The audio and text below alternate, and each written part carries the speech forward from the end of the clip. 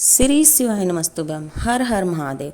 राजस्थान के पुष्कर में गुरुजी पंडित प्रदीप मिश्रा जी द्वारा बाँची जा रही श्री ब्रह्मा शिव महापुराण कथा आज पहले दिन की पूरी हो चुकी है। यह कथा 5 जुलाई से 11 जुलाई तक दोपहर 1 बजे से 4 बजे तक चलेगी। इस कथा को आप टीवी और यूट्यूब चैनल के माध्यम से भी दोपहर 1 बजे से 4 बजे तक श्रवण कर सकते हो। आज की कथा में गुरुजी ने हमें बताया कि यदि हमारे जीवन में कोई भी परेशानी आ गई हो, हमने सब उपाय कर लिए हों, तो उसके लिए एक बहुत ही सरल सा उपाय बताया जो कि हम अपने घर के ही गमले में की मिट्टी से शिवलिंग बना करके कर सकते हैं। उसके बारे में जो संपूर्ण जानकारी आपको आगे इस वीडियो में देने वाले हैं, इसलिए लास्ट तक वीडियो जरूर सुने। आज की कथा के उपयोगी समस्त उपयोगी उपाय और पत्रों की जानकारी हम आपको इस वीडियो में देंगे। अगर किसी भी कारण से आप आज की कथा नहीं सुन पाए हो तो संपूर्ण कथा का रस तत्व आपको छोटी सी वीडियो से प्राप्त होने वाला है। बढ़ते हैं आज की कथा की पहली जानकारी की तरफ। हमारी जो पुराण कहती हैं कि जो फल हमें 1000 अश्वमेध यज्ञ को करने से प्राप्त होता है, वह फल हमें एक रात्रि यदि हम पुष्कर में गुजार लेते हैं तो वह प्राप्त कर लेते हैं। इसलिए हमें अपने जीवन काल में यदि हम यज्ञ न कर पाए तो एक बार पुष्कर में एक रात गुजार कर ब्रह्म जी का दर्शन कर ब्रह्म जो पुष्कर के सरोवर में स्नान अवश्य करना चाहिए। आज की कथा की दूसरी जानकारी।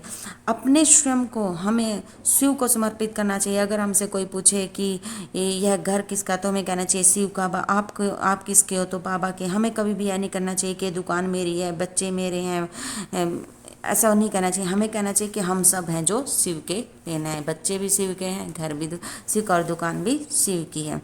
हमें शिव को ही अपने स्वयं को समर्पित करना चाहिए। आज की कथा की तीसरी जानकारी। अगर कोई आपसे पूछे कि महादेव कैसा दिखता है, महादेव का स्वरूप कैसा है, तो कहना जैसा पानी हो वैसा ही महादेव है। जिस तरह पानी में जैसा रंग घोलते हैं तो पानी का रंग है वैसा ही हो जाता है, ठीक उसी प्रकार जो मेरे महादेव का भजन करता है वह शिव तुल्य बनता चला जाता है, वह शिव के रंग में रंग जाता है। आज की कथा की चौथी जानकारी। हम सभी प्रकार के शिवलिंगों पर चढ़ा हुआ जल का आचमन कर सकते हैं, चाहे वह पाषाण का हो, पत्थर का हो, लकड़ी का हो, कांच का हो, किसी भी तरह का शिवलिंग हो, हम उस पर चढ़े हुए जल का आचमन कर सकते हैं। लेकिन एक प्रकार का शिवलिंग ऐसा है जिस पर चढ़ा हुआ जल हम आचमन नहीं कर सकता, वह पार्थिव शिवलिंग यानी कि पारे का शिवलिंग। इस पर चढ़े हुए जल का हम आचमन नहीं कर सकते। कथा की पांचवी जानकारी। जो पार्थिव शिवलिंग होता है, पारे के शिवलिंग पर चढ़ा हुआ जो जल है उसे साधारण मनुष्य है वो नहीं पी सकता, आचमन नहीं कर सकता। ठीक उसी प्रकार से जो शिव का स्वरूप है, जो शिव की महिमा है, उसको साधारण व्यक्ति नहीं जान सकता। कथा की छठी जानकारी। जो इस साल सावन है और अधिक मास भी है, तो ये संयोग बन रहा है, यह हरिहर मिलन का संयोग है। इसमें आपको एक बहुत ही सरल सा उपाय करना है। यदि आपको लगे कि आपके जीवन में जो दुख है, तकलीफें हैं, वो समाप्त ही नहीं हो रही, आपने सब भगवानों के दरवाजे पर भी जाके देख लिया, सबके सामने हाथ जोड़कर देख लिया, तो आपको इन 2 महीनों में, सावन के और अधिक मास में जो सावन का पड़ रहा है, इसमें आपको एक सरल सा उपाय करना है। आपके घर में जो भी गमला हो, चाहे गमला में पौधा हो, चाहे वह आपको बेलपत्री का पौधा लगा रखा हो या कोई फूल का पौधा है या समी का पौधा, किसी का भी पौधा हो, आपके घर में कोई गमला है क्या रहा है, तो हमें क्या करना है, उसी पेड़ के नीचे, उसी गमले में एक छोटा सा मिट्टी का शिवलिंग की आकृति बना लेनी है। उसमें हमें जलाधारी बनाने की आवश्यकता नहीं है, सिर्फ उस मिट्टी से हमें शिवलिंग का आकार देना है और वहाँ पर उसकी पूजा अर्चना करनी है। पूजा अर्चना करने के बाद कुछ समय के बाद हमें उस जो शिवलिंग बनाया है मिट्टी से, उसका उसी मिट्टी में विसर्जन कर देना है। यह आपको 2 महीने देखना, फिर देखना कि 2 महीने बाद बाबा ने आपको क्या नहीं दिया, क्योंकि जो ये समय है ये हरिहर मिलन का समय है। इसमें हमें यह उपाय जरूर करें। आज की कथा की 7वीं जानकारी। हमें जब भी हम किसी भी तीर्थ स्थल में जाते हैं तो स्नान करते हैं, तो हमें कभी भी उसमें कुरला नहीं करना चाहिए और ना ही वहाँ पर अपने कपड़े छोड़ के आना चाहिए, क्योंकि हमें किसी भी पवित्र स्थल को गंदा नहीं करना चाहिए। ऐसा करने से हम चाहे कितने भी स्नान कर लें, हमें जो पवित्र स्थल है उसमें स्नान करने का फल नहीं मिलता, इसलिए हमें उन्हें गंदा नहीं करना चाहिए। आज की कथा की 8वीं जानकारी। जो पिता बेटी का कन्यादान करता है उसे 84 प्रकार के नरकों को नहीं भोगना पड़ता। इसलिए गुरुजी ने सभी बेटियों से निवेदन किया कि वे अपने पिता को कन्यादान का मौका अवश्य दें, क्योंकि कहा जाता है कि बेटा एक कुल को तारता है और बेटी 2 कुल को तारती है। आज की कथा की 9वीं जानकारी। नरेश कुमारी चंडीगढ़ से पत्र लेकर आई। गुरुदेव बाबा की महिमा का क्या वर्णन करूं। मेरे पति को 2015 से सिरोसिस की बीमारी थी। हमने पहले पीजीआई में भी इलाज करवाया पर कोई लाभ नहीं हुआ।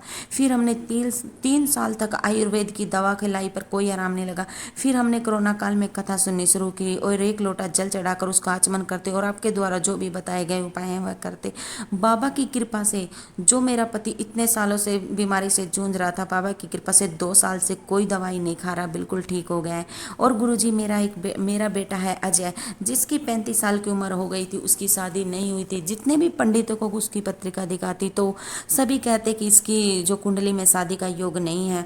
गुरुजी बाबा की कृपा से ही मेरे बेटे की शादी हुई, जिसकी 14 मार्च 2023 को बाबा की कृपा से मेरे बेटे की शादी हो गई है। मैं बाबा को नमन करने आई हूँ, प्रणाम करने आई हूँ। कथा की 10वीं जानकारी। मोहिनी देवी बीकानेर राजस्थान से पत्र लेकर आई। बाबा की कृपा का क्या वर्णन करूं गुरुजी। मेरे बेटे को गले में गांठ हो गई थी। जब हमने डॉक्टर से दिखाया तो पता चला कि इसके गले में जो गांठ है हमें उसका ऑपरेशन करना पड़ेगा। डॉक्टर ने ऑपरेशन किया और जो आवाज़ वाली ग्रंथि है उसको ही निकाला और उसको जांच के लिए भेजा। तो वो जांच से पता चला कि इसकी जो आवाज़ वाली ग्रंथि में कैंसर है। फिर डॉक्टर ने ऑपरेशन किया और कहा कि अब इसकी जो आवाज़ वाली ग्रंथि है वो निकल चुकी है, यह कभी बोल नहीं सकता। फिर किसी ने कहा कि कथा आती है उसे सुनो। गुरुजी हमने कथा सुननी शुरू की और मैंने मेरे बेटे को एक लोटा जल लेकर मंदिर में जाना शुरू किया और एक लोटा जल चढ़ाता, बेलपत्र चढ़ाता और उसमें आचमन करता। गुरुजी बाबा की कृपा से डॉक्टर ने कहा था कि इसकी आवाज़ वाली जो ग्रंथि है वो निकल जाने के बाद भी बाबा की कृपा से मेरे बेटे की आवाज़ वापस आ गई है। मेरा बेटा बिल्कुल सही है। मैं बाबा को नमन करती हूँ, दंडवत करती हूँ, प्रणाम करती हूँ। आज की कथा की 11वीं जानकारी। लक्ष्मी यादव जयपुर से पत्र लेकर आई। गुरुजी मेरे पेट में एक दिन अचानक से सूजन आ गई तो मैंने बहुत दवाइयाँ खाई पर कोई आराम नहीं लगा। फिर मैंने सोनोग्राफी कराई तो जांच से पता चला कि मेरे पेट में पानी भर गया है। फिर दूसरी सोनोग्राफी करवाई तो पता चला कि पेट में जो पानी भर गया और उसमें एक गांठ भी है। जब पानी निकाल कर गांठ को जांच के लिए भेजा तो डर था कि कहीं बड़ी बीमारी न निकल जाए। किसी ने कहा कि शिव महापुराण की कथा सुनो। मैंने शिव की कथा सुनकर शिव पर जल चढ़ाकर आचमन किया और गुरुजी बाबा की कृपा से गांठ निकलाकर गांठ को जांच के लिए भेज दिया और बाबा की कृपा से मेरी गांठ नॉर्मल आई है, उसमें कोई बड़ी बीमारी नहीं आई। मैं बाबा को नमन करती हूँ, प्रणाम करती हूँ। आज की कथा की 12वीं जानकारी। कैलाश तंवर राजस्थान से पत्र लेकर आई। गुरुदेव मेरी शादी को 4 साल हो गए थे पर मुझे संतान नहीं थी। गुरुजी मैंने डॉक्टरों से दिखाया तो डॉक्टरों ने कहा कि आपको कभी भी संतान की प्राप्ति नहीं हो सकती। आप में और आपके पति में कुछ कमी होने के कारण आपको संतान की प्राप्ति नहीं हो सकती। गुरुदेव सब मुझे ताना देते थे कि आपको कभी भी बच्चा नहीं होगा। फिर मैंने पशुपति व्रत की ससुराल में शुरू किया, लेकिन जब भी बाबा पूजा करके घर की तरफ आती तो मुझे लगता है कि जो मैं प्रसाद था वो कुत्ते ने खा लिया, इसलिए मेरा व्रत पूरा नहीं होगा। गुरुदेव फिर से मैंने दोबारा से व्रत किया लेकिन मुझे कोई लाभ नहीं हुआ। फिर मेरी माँ ने मुझे मायके बुलाया और पशुपति व्रत करवाया। गुरुजी बाबा की कृपा का क्या वर्णन करूँ। पशुपति व्रत से और सफेद आंकड़े की जड़ वाला उपाय किया। बाबा की कृपा से जहाँ डॉक्टरों ने मना कर दिया था कि इसको बच्चा नहीं होगा और फिर डॉक्टरों ने कहा कि अगर बच्चा जब रुक गया तो कि ऑपरेशन से होगा। बाबा की कृपा देखे गुरुजी मुझे संतान की प्राप्ति भी और वह भी नॉर्मल डिलीवरी से प्राप्त हुई। गुरुदेव ने बच्चे को व्यासपीठ पर बुलाकर उसको आशीर्वाद भी प्रदान किया। यह थी आज की कथा की संपूर्ण जानकारी। अगर जानकारी आपको जरा सी भी उपयोगी लगी हो तो कमेंट बॉक्स में हर हर महादेव जरूर लिखना। श्री शिवाय नमस्तुभ्यम। हर हर महादेव।